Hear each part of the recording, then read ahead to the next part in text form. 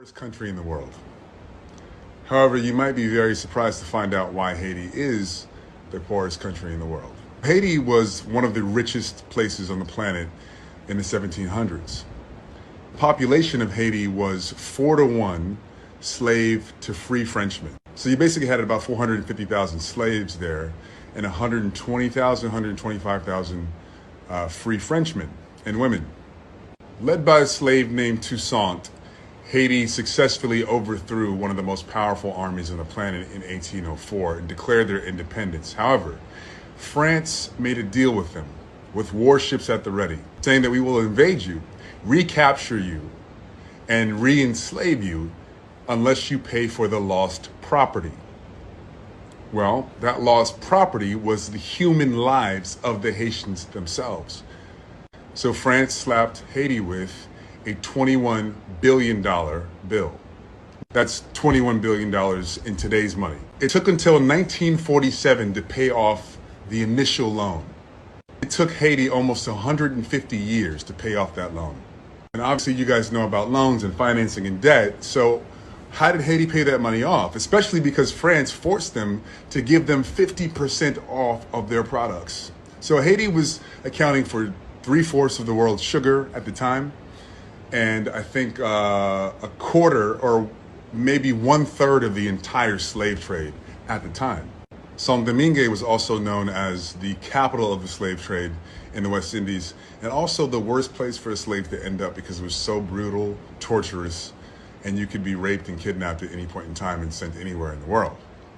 So that debt was financed and collected by French banks, as well as an American bank that was established in 1812, which is called Citibank.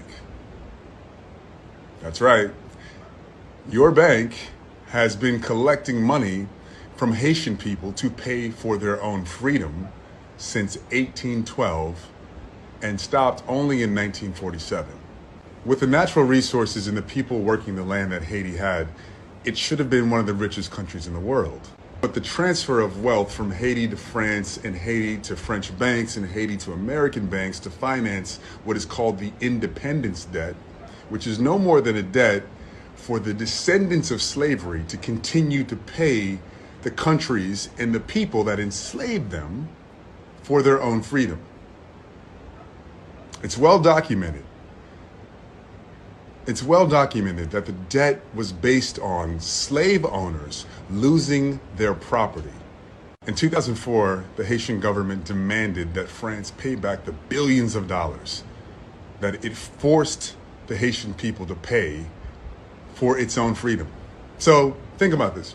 It's like France had their warships ready, just basically gangstered their way into Haiti's pockets. After Haiti beat the French military in 1804, by 1825, France had warships at the ready, off the coast of Haiti, looking at the island like, nice island you got there. Be a real shame if something happened to it. Okay? So basically France is like, nice island you got there. Nice freedom you've gained there. Be ashamed if something happened to it. Wow. That's the most gangster, ridiculous, disgraceful shit I've ever heard in my life. In 2004, the Haitian government demanded that France pay back the billions of dollars it paid to protect its own borders and to be a sovereign nation. Can you imagine if you had to pay somebody so that they wouldn't attack you? If you had to pay somebody so that they wouldn't enslave you? If you had to pay somebody because your great-grandparents had been kidnapped and held hostage, and the price that you had to pay for a free life was billions of dollars to the people who did it.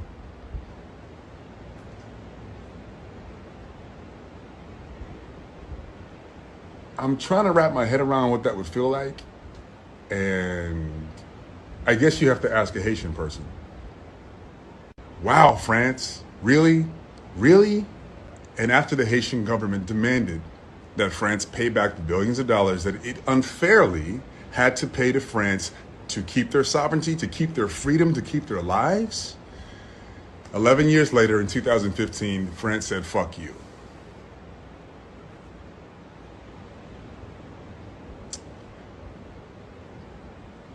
Really, France? Wow, that's not going to age well. So if you've ever wondered why Haiti's so poor, ask France. This is the most egregious and famous independence debt that the Caribbean has had to pay to its former enslavers. But it's not the only one. Just imagine where this world would be if black people didn't have to pay back the children of the enslavers. Now, I really want you to think about that for a second. Where would this world be if the descendants of slaves didn't have to pay back the descendants of the slave owners? The descendants of slaves had to pay back a debt to the people who enslaved them and their children and their children and their descendants. Where would we be if that ridiculous shit never happened? Where would Haiti be right now if France gave them back the $21 billion that they gave them for their lives and their freedom? People refer to reparations as if it's not owed, as if it's a controversial stance. However, nobody said shit when Haiti had to pay $21 billion just to keep their lives.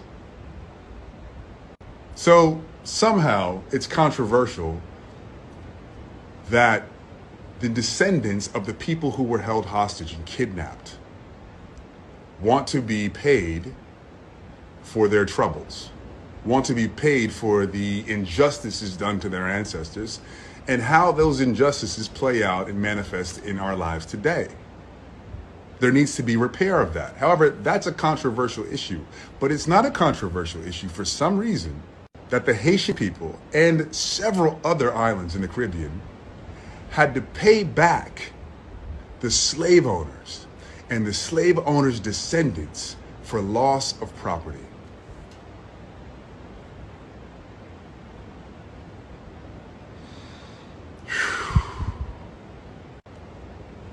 Is it starting to sink in?